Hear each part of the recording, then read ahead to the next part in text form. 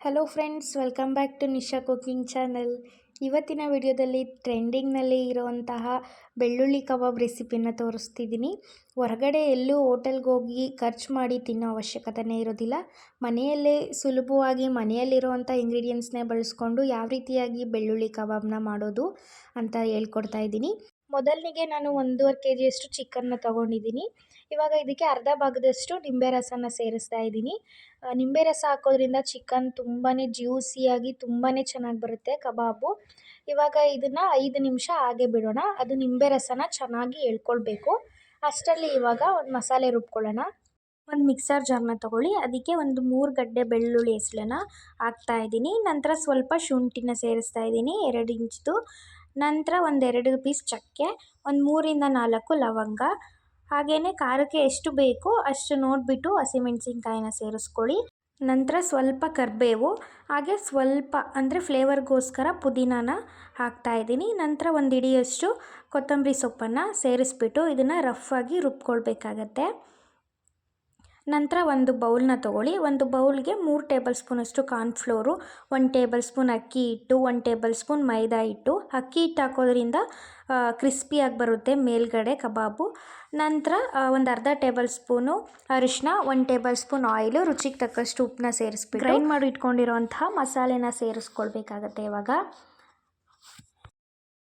ನಂತರ ಒಂದು 3ರಿಂದ 4 ಟೇಬಲ್ ಸ್ಪೂನಷ್ಟು ಮೊಸರನ್ನ ಸೇರಿಸ್ಕೊಳ್ಳಿ. ನಂತರ ಇದನ್ನು ಕೈಯಲ್ಲೇ ಚೆನ್ನಾಗಿ ಮಿಕ್ಸ್ ಮಾಡ್ಕೊಳ್ಬೇಕು. ಆ ಪುದೀನ ಮತ್ತು ಕೊತ್ತಂಬರಿ ಸೊಪ್ಪು ಹಾಕಿರ್ತೀವಲ್ಲ, ಆ ಫ್ಲೇವರ್ ತುಂಬಾ ಚೆನ್ನಾಗಿ ಬರ್ತಿರುತ್ತೆ, ಆ ಸ್ಮೆಲ್ಲು. ನಂತರ ನೋಡಿ ಈ ರೀತಿಯಾಗಿ ಮಿಕ್ಸ್ ಮಾಡಿಕೊಂಡು ನಂತರ ಇವಾಗ ಒಂದೇ ಒಂದು ಮೊಟ್ಟೆನ ಹಾಕ್ತಾಯಿದ್ದೀನಿ. ನೀವು 2 kg ಅಥವಾ ಜಾಸ್ತಿ ಚಿಕನ್ ಕಬಾಬ್ ಮಾಡೋ ಹಾಗಿದ್ದರೆ 2 ಮೊಟ್ಟೆನ ಹಾಕ್ಕೊಳ್ಳಿ. ನಾನು ಇವಾಗ ಇಲ್ಲಿ 1.5 kgಗೆ ಮಾಡ್ತಾ ಇರೋದ್ರಿಂದ 1 ಮೊಟ್ಟೆನ ಹಾಕ್ತಾಯಿದ್ದೀನಿ. ನಂತರ ಮೊಟ್ಟೆ ಹಾಕಿ ಮಿಕ್ಸ್ ಮಾಡಿಬಿಟ್ಟು ಚಿಕನ್ನ ಹಾಕಿ ಚೆನ್ನಾಗಿ ಮಿಕ್ಸ್ ಮಾಡ್ಕೊಳ್ಬೇಕು. ಅದು ಮಸಾಲೆ ಎಲ್ಲ ಚಿಕನ್ಗೆ ಹಿಡಿಯೋ ರೀತಿಯಲ್ಲಿ ಚೆನ್ನಾಗಿ ಈ ರೀತಿಯಾಗಿ ಕೈಯಲ್ಲೇ ಮಿಕ್ಸ್ ಮಾಡ್ಕೊಳ್ಬೇಕು.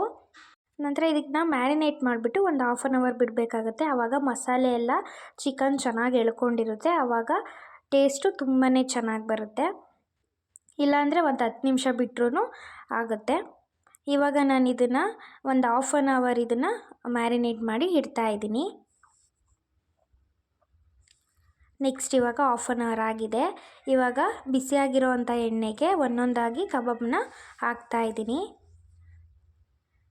ನೋಡ್ತಾ ಇರ್ಬೋದು ನೀವು, ಯಾವುದೇ ಕಲರ್ ಕೂಡ ಹಾಕಿಲ್ಲ, ತುಂಬಾ ಚೆನ್ನಾಗಿ ಬರ್ತಿದೆ ಅಲ್ವಾ. ನೋಡಿ ತುಂಬಾ ಚೆನ್ನಾಗಿ ಬರ್ತಿದೆ. ನೀವು ಇದೇ ರೀತಿಯಾಗಿ ಮನೇಲಿ ಟ್ರೈ ಮಾಡಿ, ಟೇಸ್ಟು ತುಂಬಾ ಚೆನ್ನಾಗಿರುತ್ತೆ. ಈ ಕಬಾಬ್ನ ಪೂರ್ತಿಯಾಗಿ ಕ್ರಿಸ್ಪಿಯಾಗಿ ಚೆನ್ನಾಗಿ ಇದನ್ನು ಬೇಯಿಸಬೇಕು, ಇಲ್ಲ ಅಂತ ಅಂದರೆ ಫುಲ್ ಹಸಿ ಹಸಿ ಸ್ಮೆಲ್ಲೇ ಬರ್ತಿರುತ್ತೆ.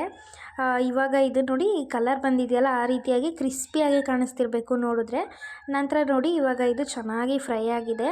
ಇವಾಗ ಇದಕ್ಕೆ ಮೇಲ್ಗಡೆ ಸ್ವಲ್ಪ ಕರಿಬೇವನ್ನ ಹಾಕ್ಕೊಂಡ್ರೆ ರೆಡಿಯಾಗುತ್ತೆ ಬೆಳ್ಳುಳ್ಳಿ ಕಬಾಬು.